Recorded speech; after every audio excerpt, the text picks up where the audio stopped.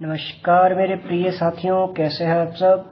आशा है सभी अच्छे होंगे। दोस्तों, इससे पहले हमने किया था हिमालय की नदी हमने कर दी थी। उसके 3 पार्ट बनाए थे, सिंधु का, गंगा का और आपका ब्रह्मपुत्र का। उन तीनों का लिंक जो है वो मैं डिस्क्रिप्शन बॉक्स में दे दूंगा, आप वहां से देख सकते हो। और इससे पहले जो हमने वीडियो की थी वो की थी आपके पूर्वी घाट की नदियां, ठीक है। उसका जो लिंक है वो भी मैं आपको डिस्क्रिप्शन बॉक्स में दे दूंगा, आप विस्तार पूर्वक उनको देख सकते हो, ठीक है। और इस वीडियो में हम करेंगे पश्चिमी घाट की प्रमुख नदियां, ठीक है। चलिए शुरू करते हैं वीडियो। बहुत इंपॉर्टेंट वीडियो रहने वाली है, लास्ट तक देखिएगा। ये हम यहाँ से चलेंगे। सबसे पहले यहाँ पे आपके लूनी नदी की बात करेंगे, फिर साबरमती, माही के बारे में, फिर यहाँ पे आपका नर्मदा के बारे में, ताप्ती के बारे में, तो यहाँ पे आपकी भादर, शतरंजी। फिर हम यहाँ पे नीचे करेंगे कुछ एक बात जो आपकी मांडवी, जुआरी, शरावती, गंगावेली, पेरियार और भरतपुजा, इन सब के बारे में डिस्कस करेंगे। चलिए सबसे पहले हम ऊपर से नीचे की ओर आएंगे, ठीक है। सबसे पहले जो हमारे पास नदी वो आपकी है लूनी नदी। चलिए देखिए, सबसे पहले हम बात करेंगे आपकी लूनी नदी के बारे में। जो लूनी नदी है वो आपके निकलती है अरावली पहाड़ी। कौन सी पहाड़ियां हैं? तो यहाँ पे आपकी अरावली पहाड़ियों के नाग पहाड़ी से, ठीक है। याद रखिए, अरावली की नाग पहाड़ियों से निकलती है हमारी कौन सी आपकी लूनी नदी। तो याद रखिए, लूनी नदी का उद्गम आपके नाग पहाड़ियों से होता है, जो कि आपकी अरावली में है। अरावली पर्वत श्रृंखला का पार्ट है, ठीक है। जो ये लूनी नदी है इसका प्राचीन नाम लवणवती था। क्या था आपका? लवणवती, ठीक है, इसका प्राचीन नाम था। और ये जो लूनी नदी है जब आगे बढ़ेगी तो इसमें नमक की मात्रा बहुत ज्यादा है। तो पूछे कि हिमाचल की कौन सी नदी में सर्वाधिक लवणता पाई जाती है, तो आपकी लूनी नदी में सर्वाधिक लवणता पाई जाती है। और इसी नदी के किनारे पर हमारे पास यहाँ पे जो है वो होता है आपका अजमेर। तो याद रखिए, अजमेर कौन सी नदी पे है? तो अजमेर आपका लूनी नदी पे है। और अजमेर को जो है राजस्थान का हृदय कहा जाता है, ठीक है। हार्ट ऑफ राजस्थान इसको हम बोलते हैं, तो अजमेर को बोलते हैं। जिस प्रकार हार्ट ऑफ इंडिया किसको बोलते हैं? मध्य प्रदेश को, ठीक है। अब ये जो नदी है इसकी टोटल लंबाई जो हमारे पास है वो है 495 किलोमीटर, जिसमें से 300 किलोमीटर ये राजस्थान में बहेगी और 195 किलोमीटर जो है ये बहेगी आपके गुजरात में। देखिए, ये आपके कहां से निकली? राजस्थान से निकली। फिर नीचे आएगी तो ये जो यहाँ पे आपके कहां पे चली जाएगी? ये चली जाएगी आपके गुजरात में। जैसे यहाँ मान लो आपका गुजरात है, तो गुजरात का जो ये हिस्सा है इसको हम बोलते हैं रण का कच्छ। क्या बोलते हैं? रण का कच्छ, या फिर इसको बोलते हैं कच्छ का रण। कहीं कहीं कच्छ का रण, बट कच्छ का रण ही बोलते हैं, कच्छ का रण। ये आपका गुजरात का हिस्सा है। यहाँ पर आते आते जो ये नदी है ये आपके लुप्त हो जाती है। तो पूछे भारत की लुप्त होने वाली नदी कौन सी है? तो लूनी नदी है। लुप्त कहाँ पर होती है? तो ये आपके कच्छ के रण में ये लुप्त हो जाती है। क्यों? क्योंकि ये जो क्षेत्र है यहाँ पे वो आपका दलदला क्षेत्र है, ज्वारीय क्षेत्र है, यहाँ पे ज्वार भाटा होता है, ठीक है। इस क्षेत्र में जो आपकी लूनी नदी है ये क्या हो जाती है? लुप्त हो जाती है। तो इस चीज को आप याद रखिए। और इस नदी से जो सबसे ज्यादा फायदा है वो राजस्थान के थार मरुस्थल को पहुंचता है, ठीक है। तो ये हमने पढ़ा आपका किसके बारे में? लूनी नदी के बारे में। अब हम आगे चलेंगे। यहाँ पे एक यहाँ पे आपकी भादर नदी, एक आपकी शतरंजी नदी। तो याद रखिए, ये सौराष्ट्र वाला हिस्सा है गुजरात का। ये कौन सा हिस्सा आपका? सौराष्ट्र, इसको हम बोलते हैं सौराष्ट्र। इस सौराष्ट्र वाले हिस्से में भादर नदी है और यहाँ पे आपकी शतरंजी नदी है। इन दोनों को आप याद रख सकते हैं, ठीक है। चलिए आगे हम बात करेंगे यहाँ पे आपके साबरमती के बारे में। किसके बारे में? साबरमती के बारे में। देखिए, जो आपकी साबरमती नदी है ये कहां से निकलती है? तो साबरमती जो नदी का जो उद्गम है वो होता आपका कहां पे? राजस्थान के अरावली श्रृंखला से ही,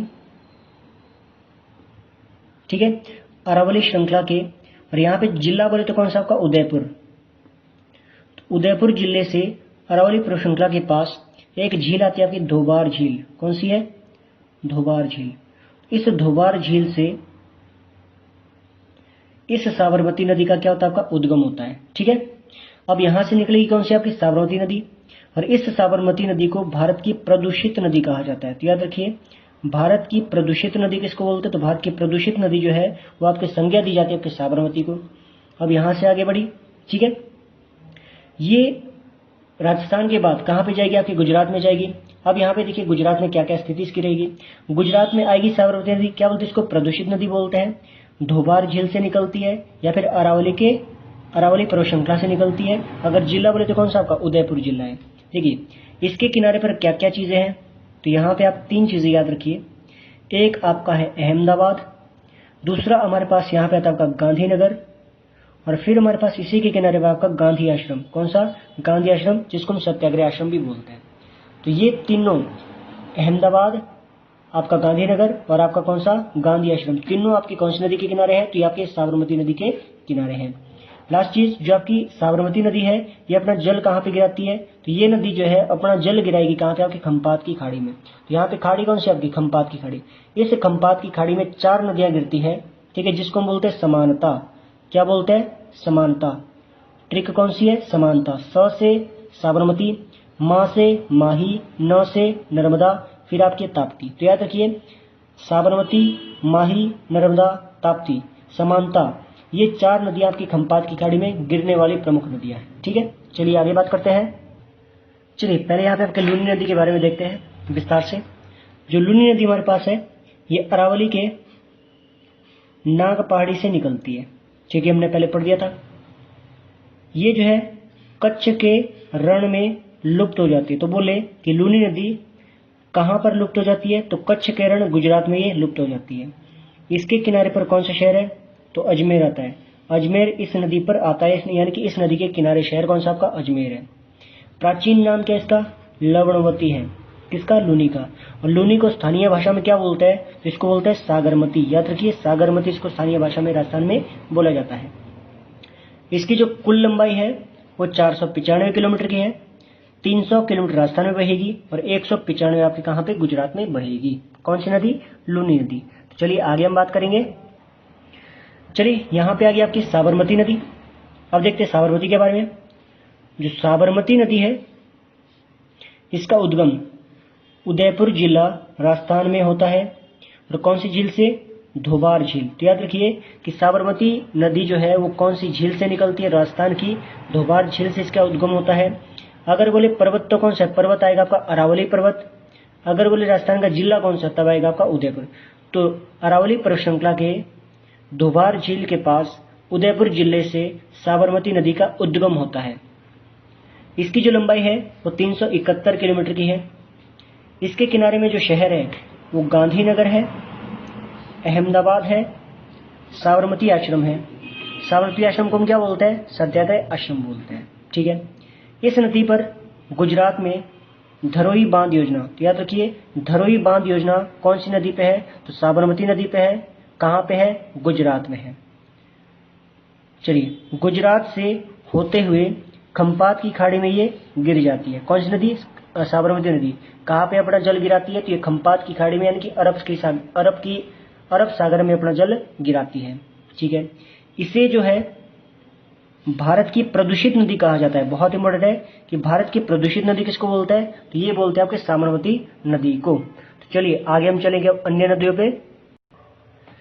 चलिए आगे जो हम बात करेंगे वो करेंगे प्रमुख नदी, जिसका नाम है माही। क्या नाम है? माही। तो इस माही नदी के बारे में हम बात करेंगे। और जो ये माही नदी है ये बहुत इंपॉर्टेंट है। इसके बारे में जो फैक्ट पूछा जाता है वो खाली एक है, और वो फैक्ट हमारे पास क्या है? ये जो नदी है, जैसे यहाँ पर हमारे पास कर्क रेखा है, ठीक है, कर्क रेखा है, तो कर्क रेखा को 2 बार, पहली बार यहाँ पे काटा, ठीक है, दूसरी बार ऐसे ऊपर से फिर नीचे आई, दूसरी बार कहाँ पे आपके? दूसरी बार यहीं पे काट दिया। तो ये आपकी है कर्क रेखा, ट्रॉपिक ऑफ कैंसर। तो ट्रॉपिक ऑफ कैंसर या कर्क रेखा को 2 बार काटने वाली नदी कौन सी है? तो आपकी माही नदी है। कौन सी है? माही नदी। और जो माही नदी है ये मध्य प्रदेश से निकलेगी, मध्य प्रदेश के बाद ये राजस्थान में जाएगी, राजस्थान के बाद आपकी कहाँ पे आएगी? गुजरात में। तो माही नदी 3 राज्यों में बहती है, एक मध्य प्रदेश में, एक राजस्थान में, और तीसरा बह गया आपकी कहाँ पे? गुजरात में। ठीक है, तो विशेषता क्या बोली कि माही नदी कर्क रेखा को 2 बार काटती है। अन्य विशेषता क्या है कि ये जो है अपना जल कहाँ पे गिराती है? तो अपना जल ये गिराएगी आपकी खंपात की खाड़ी में। कहाँ पे गिराएगी? खंपात की खाड़ी में। कौन सी नदी? माही नदी। ठीक है, देखिए जो माही नदी है इसका उद्गम मैंने कहाँ बोला? तो मध्य प्रदेश, धार जिला, मध्य प्रदेश का धार जिला का मिंडा ग्राम। ठीक है, तो माही नदी का जो उद्गम है वो धार जिला मध्य प्रदेश के मिंडा ग्राम से होता है। अगर बोले श्रृंखला तो कौन सी है? पर्वत श्रृंखला, यानी कि आपकी विंध्याचल पर्वत श्रृंखला से माही नदी का उद्गम होता है। पहले मध्य प्रदेश में, फिर राजस्थान में, फिर आपके गुजरात में। विशेषता मैंने क्या बोली? तो विशेषता बोली कि कर्क रेखा को 2 बार काटती है, कर्क रेखा को 2 बार काटती है और खंपात की खाड़ी में ये गिर जाती है। ठीक है, अब थोड़ा यहाँ पे देख लीजिए, कि विश्व की 3 प्रमुख नदियां हैं। जैसे ये आपकी है पृथ्वी, बीच में ऊपर कर्क रेखा है, यहाँ पे भूमध्य रेखा है, और यहाँ पे आपकी क्या बोलते हैं, इसको बोलते हैं हम मकर रेखा। तो कर्क रेखा को 2 बार काटने वाली है माही, ठीक है। भूमध्य रेखा को 2 बार काटने वाली वो आपकी है कौन सी, जायरे। जायरे बोलो चाहे कांगो बोलो, ठीक है। तो कांगो या जायरे नदी किसको काटती है, तो कांगो या जायरे नदी ये आपके भूमध्य रेखा यानी कि इक्वेटर को 2 बार काटती है। अगर बोले आपके मकर रेखा को 2 बार, तो मकर रेखा को 2 बार काटने वाली जो नदी है उसको हम बोलते हैं आपका लिम्पोपो। क्या चीज है, लिम्पोपो। लिम्पोपो। तो लिम्पोपो नदी और जायरे नदी दोनों आपके अफ्रीका महाद्वीप में है, जबकि माही कहाँ पे, हमारे इंडिया में है। तो कर्क रेखा को 2 बार माही काटती है, भूमध्य रेखा को 2 बार जायरे या कांगो नदी काटती है, जबकि आपकी कौन सी, मकर रेखा को 2 बार आपके लिम्पोपो नदी काटती है। चलिए आगे चलें। चलिए अब हम बात करते हैं सबसे ज्यादा प्रमुख 2 नदियों के बारे में। एक आपकी है नर्मदा, एक हमारी है ताप्ती, ठीक है। देखिए पहली चीज पश्चिमी घाट की, पश्चिमी घाट की यानी कि दक्षिण भारत में अरब सागर में गिरने वाली सबसे लंबी नदी कौन सी है, तो आपकी कौन सी है, नर्मदा नदी है, ठीक है। पहली विशेषता तो इसकी ये हुई, ठीक है। अब जो नर्मदा नदी हमारे पास है, नर्मदा नदी निकलती कहाँ से है, तो ये निकलेगी आपके अमरकंटक की पहाड़ियों से। कहाँ से निकलेगी, आपके अमरकंटक की पहाड़ियों से निकलेगी। जो ये नर्मदा नदी है ये अमरकंटक मध्य प्रदेश के नर्मदा कुंड से निकलती है, नर्मदा कुंड। तो एग्जैक्ट स्थान याद रखिए कि नर्मदा नदी का उद्गम कहां से होता है, तो इसका जो उद्गम है वो आपके नर्मदा कुंड से होता है, ठीक है। और जो नर्मदा नदी है ये आगे बढ़ेगी और ये 2 पर्वत श्रृंखलाओं के बीच में, यहाँ पे आपकी है विंध्याचल पर्वत श्रृंखला, कौन सी है, विंध्याचल पर्वत श्रृंखला, और यहाँ पे आपकी सतपुड़ा पर्वत श्रृंखला, सतपुड़ा। तो बोले कि नर्मदा नदी किन 2 पर्वत श्रृंखलाओं के बीच में बहती है, तो नर्मदा ये आपके सतपुड़ा और विंध्याचल के बीच में ये बहती है, ठीक है। पहली चीज पूरे भारत यानी कि दक्षिण भारत की, किसकी, दक्षिण भारत की ये जो है तीसरी सबसे लंबी नदी है। सबसे पहले कौन सी है दक्षिण भारत की, गोदावरी है, ठीक है। दक्षिण भारत की हमारे पास जो दूसरी है वो कृष्णा है। दक्षिण भारत की तीसरी जो सबसे लंबी है वो आपकी नर्मदा है। तो याद रखिए दक्षिण भारत की तीसरी सबसे लंबी नदी कौन सी है, नर्मदा। और पश्चिमी घाट की सबसे लंबी नदी कौन सी है, वो भी आपकी नर्मदा। और दक्षिण भारत में पूर्व से पश्चिम की ओर यानी कि ईस्ट टू वेस्ट जाने वाली सबसे लंबी नदी कौन सी है, तो भारत की पूर्व से पश्चिम की ओर जाने वाली जो सबसे लंबी नदी है वो आपकी कौन सी है, नर्मदा नदी है, ठीक है। अन्य क्या विशेषता इसकी है, जो ये आपकी नर्मदा नदी है, नर्मदा नदी को मध्य प्रदेश की जीवन रेखा बोलते हैं। क्या बोलते हैं, जीवन रेखा। किसकी बोलते हैं, मध्य प्रदेश की, एमपी की। किसको, मध्य, ये क्या बोलते हैं, नर्मदा नदी को।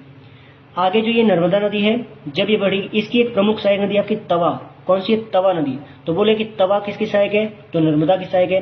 तवा नदी मध्य प्रदेश में है और तवा परियोजना भी आपने सुनी। देखो एक तवी है, एक है तवी। तवी आपके मध्य प्रदेश में, ये आपके जम्मू कश्मीर में है, और तवी के किनारे पर आपका जम्मू शहर आता है।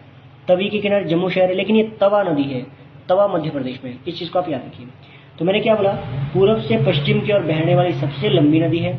और ये जो नदी है ये क्या है, भ्रंश घाटी में बहती है। किसमें, भ्रंश घाटी में बहती है। देखिए अब मान लो ये समतल भूखंड है, किसी कारणवश भूकंप वगैरह जो मर्जी आ गया, ये जो भूखंड है ये भूखंड ऊपर उठ गया, ऐसे उठ गया, और कुछ जो भूखंड है वो नीचे धस गया, ये धस गया, ये धस गया। तो जो धसा हुआ जो भाग है उसको हम बोलते हैं क्या, भ्रंश घाटी, यानी कि हम बोलते हैं रिफ्ट वैली। क्या बोलते हैं, रिफ्ट वैली, ठीक है। और जो भूभाग ऊपर उठा है उसको हम बोलते हैं ब्लॉक पर्वत। तो याद रखिए ब्लॉक पर्वत क्या होता है और आपका भ्रंश घाटी क्या होता है। तो भ्रंश घाटी जो नीचे धसा हुआ है और जो आपका ब्लॉक पर्वत है ऊपर उठा हुआ है। अब जो कोई जमीन नीचे धसेगी वहां पे पानी जमा होगा और कोई ना कोई रूप जो यहाँ पे नदी का रूप धारण कर लेगी। तो यहाँ पर जो नदियां हैं, एक आपकी है नर्मदा, एक आपकी है ताप्ती, और जो ये 2 पर्वत बने हुए हैं ये आपके हैं विंध्याचल और आपका सतपुड़ा। तो पूछे कि विंध्याचल और सतपुड़ा किस प्रकार के पर्वत है, तो ब्लॉक पर्वत है। और नर्मदा और ताप्ती कौन सी घाटी में बहती है? तो आपकी भ्रंश घाटी में बहने वाली प्रमुख नदी है। समझ आया? तो क्या क्या बोला कि पूर्व से पश्चिम की ओर बहने वाली सबसे लंबी नदी। दूसरी चीज, भ्रंश घाटी में बहने वाली सबसे लंबी नदी भी कौन सी है? नर्मदा है। और भ्रंश घाटी में बहने वाली सबसे लंबी दूसरी कौन सी नदी है? तो ताप्ती है। ठीक है, पहली ये, दूसरी ये। और पूर्व से पश्चिम की ओर बहने वाली दूसरी सबसे लंबी नदी कौन सी है? ताप्ती ही है। ठीक है, अब गिर गई खंपात की खाड़ी में। अब बोले कि खंपात की खाड़ी में गिरने वाली सबसे लंबी नदी कौन सी है? तो भी आपकी कौन सी है? नर्मदा है। ठीक है और जो नर्मदा की विशेषता है, ये जो है डेल्टा नहीं बनाती है। क्या नहीं बनाती है? डेल्टा नहीं बनाती है। ठीक है, ये बनाती है ज्वारनदमुख, ज्वारनदमुख यानी कि एस्चुअरी। ठीक है, ये ज्वारनदमुख बनाएगी या एस्चुअरी बनाएगी। ठीक है, कौन सी नदी? ये आपके नर्मदा नदी। और जो आपसे पूछे कि पश्चिमी घाट की नदियां मुख्य रूप से क्या बनाती है? डेल्टा बनाती है, फिर आपका एस्चुअरी बनाती है। तो पश्चिमी घाट की मुख्यतः जो नदियां हैं वो आपकी एस्चुअरी बनाती है। डेल्टा जो है वो पूर्वी घाट की नदियां बनाएगी। क्लियर हो गया? ठीक है, अब यहाँ पे देखिए, आगे बढ़ी और खंपात की खाड़ी में गिर गई। कौन सी? नर्मदा। और दूसरी कौन सी? आपकी ताप्ती। यहाँ पे देखिए, सतपुड़ा जो है, ये जो यहाँ पे आपका नर्मदा नदी है, दो पहाड़ियों के बीच में है, एक विंध्याचल, एक सतपुड़ा। पूछे नर्मदा के उत्तर में कौन सी पहाड़ी है? तो नर्मदा के उत्तर में आपकी विंध्याचल है। विंध्याचल के दक्षिण में कौन सी नदी है? नर्मदा। नर्मदा के दक्षिण में कौन सा पर्वत है? सतपुड़ा। सतपुड़ा के किस ओर आपका नर्मदा नदी है? तो उत्तर की ओर है। समझ आ रहा है ना क्या बोल रहा हूं मैं? सतपुड़ा के दक्षिण में कौन सी नदी है? तो ताप्ती है। सतपुड़ा पर्वत के दक्षिण में यानी कि साउथ में कौन सी नदी है? ताप्ती है। बोले कि सतपुड़ा जो है किन दो नदियों के बीच में है? तो नर्मदा और ताप्ती के बीच में। ठीक है, ताप्ती के उत्तर में कौन सी पर्वत श्रृंखला है? ये सतपुड़ा है। तो जैसे मर्जी घुमा के क्वेश्चन दे दे, आपको पता होना चाहिए कि क्या चीज पूछी जा रही है। ठीक है, तो इतना विस्तार था आपका ताप्ती और नर्मदा के बारे में। अब थोड़ा सा विस्तार में जानते हैं। और देखिए, नर्मदा नदी, नर्मदा नदी के बारे में क्या चीज है कि जो नर्मदा नदी है वो 1312 किलोमीटर की कुल लंबाई है। रेवा नदी, तो याद रखिए नर्मदा नदी को और क्या बोलते हैं? नर्मदा नदी को रेवा नदी के नाम से भी जाना जाता है। और ये जो है दक्षिण भारत की तीसरी सबसे लंबी नदी है। पहली कौन सी है? गोदावरी। दूसरी कौन सी है? कृष्णा। तीसरी कौन सी है? नर्मदा। ठीक है, उद्गम कहां से होता है? तो अमरकंटक पहाड़ी के नर्मदा कुंड से निकलती है। तो नर्मदा नदी जो है अमरकंटक पहाड़ी के नर्मदा कुंड से निकलती है। ठीक है भाई, संज्ञा कह देते इसको। तो मध्य प्रदेश की जीवन रेखा किसको बोलते हैं? नर्मदा को बोलते हैं। ठीक है भाई, पश्चिमी घाट की सबसे लंबी नदी कौन सी है? तो पश्चिमी घाट की सबसे लंबी नदी यानी कि वेस्टर्न घाट की सबसे लंबी नदी कौन सी है? नर्मदा है। ठीक है भाई, भ्रंश घाटी में बहने वाली सबसे लंबी नदी वो भी आपकी कौन सी है? नर्मदा है। पूर्व से पश्चिम की ओर यानी कि ईस्ट टू वेस्ट बहने वाली सबसे लंबी नदी कौन सी है? वो भी नर्मदा है। ज्वारनदमुख यानी कि एस्चुअरी बनाने वाली सबसे लंबी नदी कौन सी है? कौन सी है? वो भी आपकी नर्मदा है। तो ज्वारनदमुख बनाने वाली सबसे लंबी नदी है कौन सी? नर्मदा। और डेल्टा ना बनाने वाली सबसे लंबी नदी वो भी कौन सी आपकी है? नर्मदा। समझ आ रही बात क्या बोल रहा हूं मैं? फिर खंपात की खाड़ी में गिरने वाली सबसे लंबी नदी कौन सी है? तो ये भी आपकी कौन सी है? नर्मदा है। नर्मदा के किनारे शहर कौन कौन से हैं? तो एक तो आपका मध्य प्रदेश का जबलपुर आएगा, एक आपके स्टैच्यू ऑफ यूनिटी, आपको पता होगा स्टैच्यू ऑफ यूनिटी जो आपके वल्लभ भाई पटेल से संबंधित है, उनकी जो स्टैच्यू ऑफ यूनिटी है वो भी आपकी इसी नदी के किनारे पे है। प्रसिद्ध चीज भी हमारे पास जो आगे आती है, जो कई बार पूछा जाता है पेपर में, ठीक है, वो यहाँ पे जलप्रपात की यन्ना जलप्रपात कौन सी नदी पे है? और धुआंधार को कपिलधारा जलप्रपात भी बोलते हैं। तो मध्य प्रदेश में दोनों धुआंधार जलप्रपात बोल रहे, चाहे आपका कपिलधारा, और दूसरा कौन सा? यन्ना जलप्रपात। ये दोनों आपके नर्मदा नदी पर मध्य प्रदेश में है। ठीक है, वेरी वेरी एमपी परियोजना कौन सी है? तो सरदार सरोवर जो परियोजना है वो सबसे प्रमुख परियोजना है आपके नर्मदा नदी पर मध्य प्रदेश में, सॉरी गुजरात में। कहाँ पे? गुजरात में है। कौन सी परियोजना? सरदार सरोवर परियोजना। बहुत बड़ी परियोजना है, बहुत ज्यादा प्रमुख परियोजना है। कौन सी नदी पे? नर्मदा नदी पे। बहाव कहाँ कहाँ पे? सबसे पहले ये मध्य प्रदेश में बहेगी, मध्य प्रदेश के बाद महाराष्ट्र में थोड़ा सा बहेगी, फिर गुजरात में किसमें गिर जाएगी? गुजरात के तट से ये जो है आपके खंपात की खाड़ी में गिर जाएगी। ठीक है, अरब सागर में गिरने वाली प्रायद्वीपीय भारत की सबसे लंबी नदी है। क्या चीज बोली?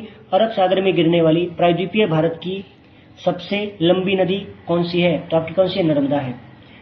सतपुड़ा और विंध्याचल के बीच में है। मैंने आपको बोल दिया था क्या क्या चीजें थी भाई। मध्य प्रदेश की जीवन रेखा यानी कि लाइफ लाइन कही जाती है कौन सी? नर्मदा नदी। ठीक है भाई, तो इतना था आपका किसके बारे में? नर्मदा के बारे में। अब चलिए थोड़ा जानते हैं आपके ताप्ती के बारे में। ताप्ती नदी जो है 712 किलोमीटर बहती है और मैंने बोला पश्चिमी घाट की दूसरी सबसे लंबी नदी यही है। उद्गम कहां से होता है? तो बैतूल जिला, कहां पे?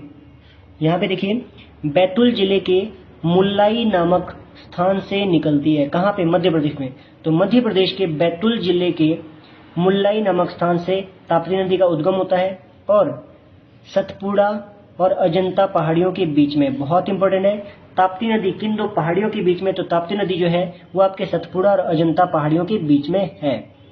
यानी ये आपके यहाँ पे ताप्ती नदी है, ताप्ती नदी के उत्तर में सतपुड़ा है, ताप्ती के जो दक्षिण में यहाँ पे है वो आपका अजंता की पहाड़ियां हो जाएगी। तो याद रखिए अजंता की पहाड़ियां और यहाँ पे आपकी कौन सी? सतपुड़ा की पहाड़ियों के बीच में कौन सी नदी बहती है? तो यहाँ पे बहेगी आपकी कौन सी? ताप्ती नदी। चलिए आगे देखेंगे। ताप्ती नदी के किनारे आपका प्रमुख जो शहर है वो आपका सूरत है, जो काफी बार पूछा जाता है। तो ताप्ती के किनारे पर आपका क्या है? सूरत शहर है। परियोजनाएं बहुत इंपॉर्टेंट है। ताप्ती नदी पर परियोजना कौन सी है? तो उकाई परियोजना है और काकरापाड़ा परियोजना। याद रखिए जैसे सरदार सरोवर आपके नर्मदा पे थी उसी प्रकार ताप्ती पे आपकी कौन सी है? उकाई और काकरापाड़ा है। ठीक है। बहाव मध्य प्रदेश में है, महाराष्ट्र में है और गुजरात में है। जहां पर आपके नर्मदा बहेगी वहीं पे आपकी कौन सी? ताप्ती बहती है। विशेषताएं क्या क्या है? तो दूसरी सबसे लंबी नदी है। एस्चुअरी यानी कि ज्वारंधमुख बनाने वाली दूसरी सबसे लंबी नदी है। डेल्टा ना बनाने वाली दूसरी सबसे बड़ी नदी है। जबकि डेल्टा ना बनाने वाली सबसे पहली नदी कौन सी है? सबसे बड़ी नर्मदा है भाई। दूसरी कौन सी है? ताप्ती। फिर अरब सागर में गिरने वाली दूसरी सबसे बड़ी प्रायद्वीपीय नदी, दक्षिण अरब सागर में गिरने वाली दूसरी सबसे बड़ी प्रायद्वीपीय नदी कौन सी है? तो ताप्ती है। पूर्व से पश्चिम की ओर बहने वाली सबसे लंबी दूसरी कौन सी है? वो भी आपकी ताप्ती है। सबसे पहली कौन सी है? नर्मदा, दूसरी ये है। भ्रंश घाटी में बहने वाली दूसरी सबसे लंबी नदी वो भी आपकी कौन सी है? ताप्ती। तो जितनी घटनाएं थी सारी की सारी बता दी है। देखिए आगे जो हम बात करेंगे वो करेंगे आपके मांडवी नदी के बारे में और आपके जुआरी नदी के बारे में। ये दोनों जो नदियां हैं ये आपके गोवा की सबसे ज्यादा प्रमुख नदियां हैं। ठीक है। पहली चीज मांडवी, जो मांडवी नदी है ये निकलती है कर्नाटक से। कहां से निकलेगी? कर्नाटक से निकलेगी। और जो मांडवी नदी है, मांडवी नदी को गोवा की जीवन रेखा कहा जाता है। बहुत इंपॉर्टेंट है भाई, गोवा की जीवन रेखा यानी कि लाइफ लाइन ऑफ गोवा किसको हम बोलते हैं? तो ये हम बोलेंगे आपके किसको? मांडवी नदी को। और जो मांडवी नदी है इसके किनारे पे आपका क्या बनता है? पणजी शहर। कौन सा? पणजी। बहुत इंपॉर्टेंट है कि पणजी जो गोवा की राजधानी है कौन सी नदी के किनारे है? तो मांडवी नदी के किनारे पे है। ठीक है, ये था आपका मांडवी के बारे में।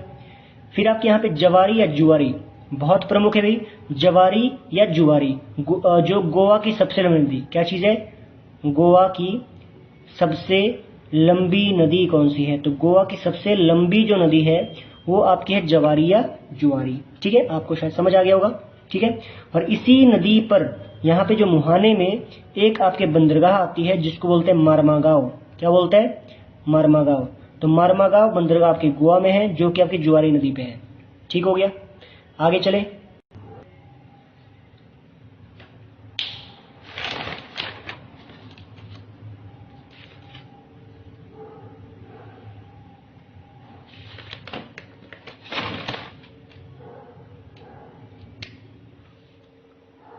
दूसरी मैंने कौन सी बोली थी? तो दूसरी मैंने बोली थी आपको ये जुआरी नदी। तो जो जुआरी नदी है, जुआरी नदी गोवा की सबसे लंबी नदी है। तो याद रखिए गोवा की सबसे लंबी नदी कौन सी है? तो ये आपकी जुआरी है। और इसका जो उद्गम स्थान है वो आपका हेमद बारशम। तो याद रखिए हेमद बारशम जो आपका है, हेमद बारशम से इस नदी का उद्गम होता है। किसका? जुआरी का। और ये जो नदी है ये आपकी 92 किलोमीटर लंबी है। कितनी है? 92 किलोमीटर लंबी है। कौन सी? जुआरी। और जुआरी जो नदी है इसके मुहाने पर मारमागांव बंदरगाह है। बस इतनी विशेषता इसकी भाई, बाकी ज्यादा कुछ भी नहीं है। देखिए अब यहाँ पे हमारे पास नदियां बची शरावती और गंगावेली। शरावती नदी और गंगावेली ये जो आपकी कर्नाटका की प्रमुख नदियां हैं। कहाँ की? कर्नाटक की जो प्रमुख नदियां हैं, एक आपकी शरावती है, एक आपकी गंगावेली है। शरावती की विशेषता क्या है कि जो शरावती नदी पर हमारे पास जो आपका आता है जोग और गरसोप्पा जलप्रपात। ठीक है, तो जोग और गरसोप्पा जलप्रपात कौन सी नदी पे है? शरावती नदी पे है। इसको जो है महात्मा गांधी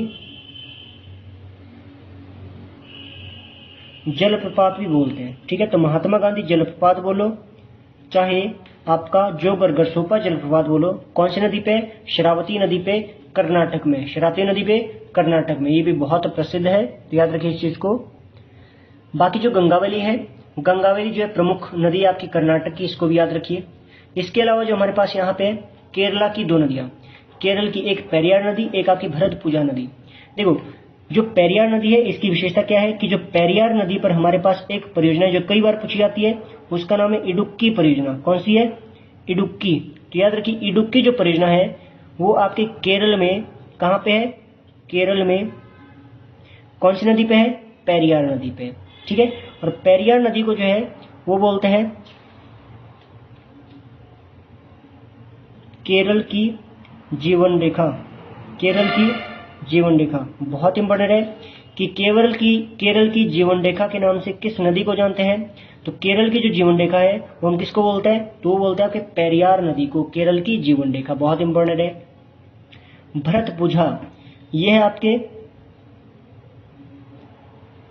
केरल की सबसे लंबी नदी, सबसे लंबी नदी कहाँ की? केरल की। लेकिन अगर केरल के जीवन रेखा की बात की जाए तब होगी आपकी पेरियार। सबसे लंबी नदी की बात की जाए तो आपकी कौन सी होगी? भरतपुझा नदी होगी। ठीक है, चलिए देख लीजिए शरावती नदी। जो शरावती नदी है वो कर्नाटक की प्रमुख नदी है। चलिए ठीक है, जोग और गरसोप्पा जो जलप्रपात है वो आपकी शरावती नदी पे है। और कर्नाटका में जो और प्रमुख नदी है वो आपकी कौन सी? गंगावली। तो गंगावली, शरावती, दो प्रमुख नदी आपकी कर्नाटक की।